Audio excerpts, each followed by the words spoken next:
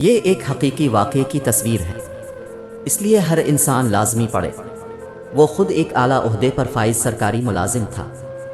اس کے 3 بیٹے تھے، تینوں سونے کا چمچ منہ میں لیے پیدا ہوئے اور شاہانہ زندگی گزرتی رہی۔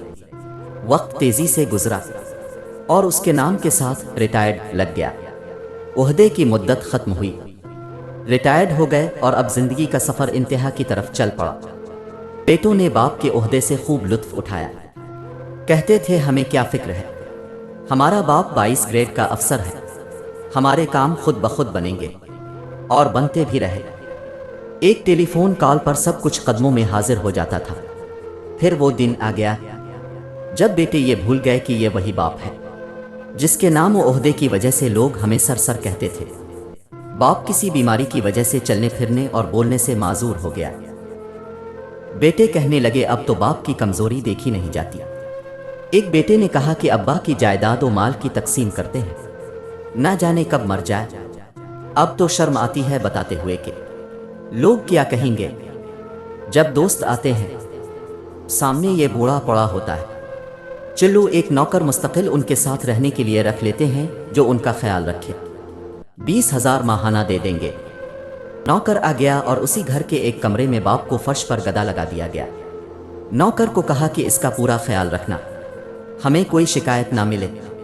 بیٹوں کی شادیاں ہوئیں، ایک نے گرمی کی چھٹیاں گزارنے فرانس کا پروگرام بنایا، اور دوسرے نے لندن، اور تیسرے نے پیرس کا، اور ہر جگہ اپنا تعارف 22 گریڈ کے افسر کے بیٹے ہونے سے شروع کرتے۔ نوکر کو تاکید کی کہ ہماری 3 ماہ بعد واپسی ہوگی، تم بابا کا پورا خیال رکھنا اور وقت پر کھانا دینا۔ جی اچھا صاحب جی۔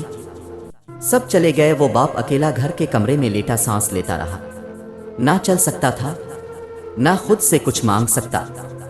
نوکر گھر کو تالا لگا کر بازار سے بریڈ لینے گیا تو اس کا ایکسیڈنٹ ہو گیا، لوگوں نے اسے ہاسپٹل پہنچایا اور وہ کومے سے ہوش میں نہ آ سکا۔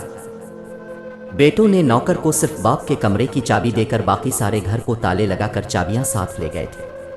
ملازم اس کمرے کو تالا لگا کر چابی ساتھ لے کر گیا تھا کہ ابھی واپس آ جاؤں گا۔ اب بوڑھا ریٹائرڈ سرکاری افسر کمرے میں لاک ہو چکا تھا اور وہ چل پھر نہیں سکتا تھا، کسی کو آواز نہیں دے سکتا تھا۔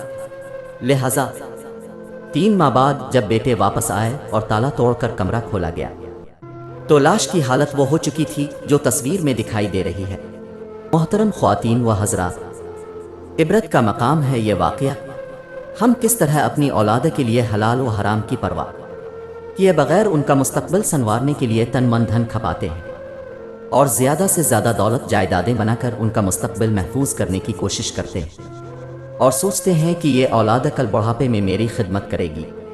اعلیٰ ترین غیر ملکی اسکولوں میں دنیاوی تعلیم دلواتے ہیں اور دین اسلام کی تعلیم دلوانے کو توہین سمجھتے ہیں، جس میں سکھایا جاتا ہے کہ والدین کی خدمت میں عظمت ہے، ہر انسان جو بوتا ہے اسی کا ہی پھل پاتا ہے۔ ہمیں بھی سوچنے سمجھنے کی اشد ضرورت ہے کہ ہم اپنی اولاد کو کیا تعلیم دلوا رہے ہیں، کہیں ہمارا حال بھی ایسا تو نہیں ہونے والا۔